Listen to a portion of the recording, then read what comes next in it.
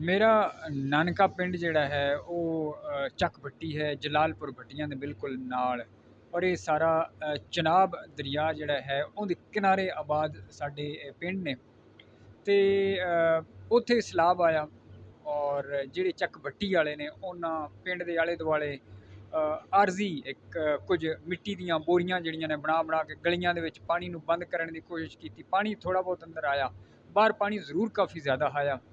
ਔਰ ਲੇਕਿਨ ਇਹ ਕਿ ਪਿੰਡ ਦੇ ਵਿੱਚੋਂ ਨਾ ਦੇ ਲੋਕ ਬਾਹਰ ਨਿਕਲੇ, ਛੱਤਾਂ ਵਗੈਰਾ 'ਤੇ ਚੜ੍ਹ ਗਏ ਔਰ ਪਿੰਡ ਦੇ ਵਿੱਚ ਕੋਈ ਖਾਸ ਨੁਕਸਾਨ ਵੀ ਨਹੀਂ ਹੋਇਆ। ਹਾਲਾਂਕਿ ਇਹ ਜਿਹੜੇ ਵੀ ਹਾਫਜ਼ਾਬਾਦ ਦੇ ਲਾਗੇ ਰਹਿਣ ਵਾਲੇ ਲੋਕ ਨੇ ਉਹਨਾਂ ਨੂੰ ਪਤਾ ਹੈ ਕਿ ਜਿਹੜਾ ਚੱਕ ਭੱਟੀ ਪਿੰਡ ਹੈ ਉਹ ਬਿਲਕੁਲ ਦਰਿਆ ਦੇ ਲਾਗੇ ਹੈ।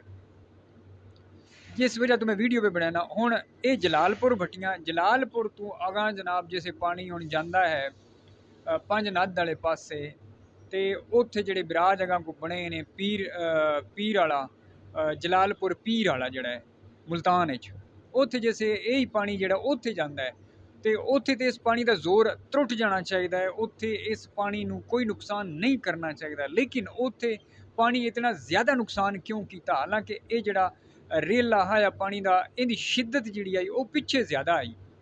जिस वेले पानी पिछे आया उस वेले इसकी शिद्दत कितना ही ज़्यादा आई। उस शिद्दत की निस्बत जिहड़ी कि शिद्दत उत्थे नहीं होनी चाहिए मुल्तान दे विच।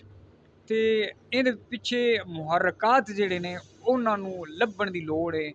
गौरमेंट नूं चाहिदा है कि इहदे उत्ते इन्वेस्टिगेशन करवावे कि पानी जिहड़ा है इहदी शिद्दत उत्थे वधी क्यों उत्थे जाके ज़्यादा नुकसान किया। और पिंड पूरे का पूरा पीर वाला जिहड़ा जलालपुर पीर वाला उत्थे पूरे का पूरा पिंड जिहड़ा वो डुब गया।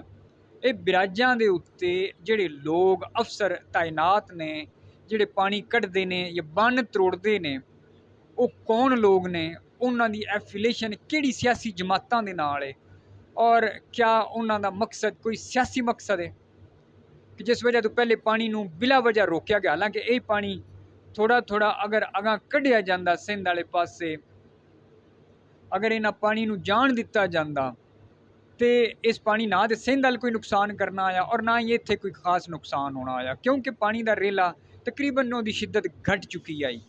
लेकिन इस पानी नूं बिला वजह जिहड़ा नज़र आ रहा बिला वजह रोकिया गया और मुड़ अचानक जिस वेले छड्डिया गया तो मुड़ काबू तो बाहर हो गया और जिहड़ा मुल्तान दे लागे जिहड़े पिंड ने वो डुब गए। और पीर वाला जिहड़ा है वो तो आख्या जाता सफ़े हस्ती तो शायद मिट गया या जो भी मामलात ने। लेकिन मेरे वीडियो बनाने का मकसद ये है इहदे उत्ते तहकीक होनी चाहिए कि क्या इहदे पिछे कोई इंसानी जिहड़ी सोच है वो कार फरमा तो नहीं कि किदाइयों गौरमेंट नूं फेल करने वास्ते या जिहड़ा सरैकी एजेंडा है प्रोपोगंडा है उन्होंने ज़्यादा हाईलाइट करने वास्ते इत्थे ज़्यादा तबाही की गई। और अगर तुसीं ये वेखो कि जिस वेले ये पानी इत्थे गया है उस तो पहले बिलावल साहब का इत्थे दौरा जिहड़ा है वो एक मैनीखेज दौरा है इस इलाके दे विच, वो दौरा करके गए ने और मुड़ उस पिछे इत्थे सैलाब जिहड़ा है वो आया और उसने वो तबाही इत्थे जिहड़ी फेरी है वो पिछे तो इतनी ज़्यादा कोई नहीं फेरी।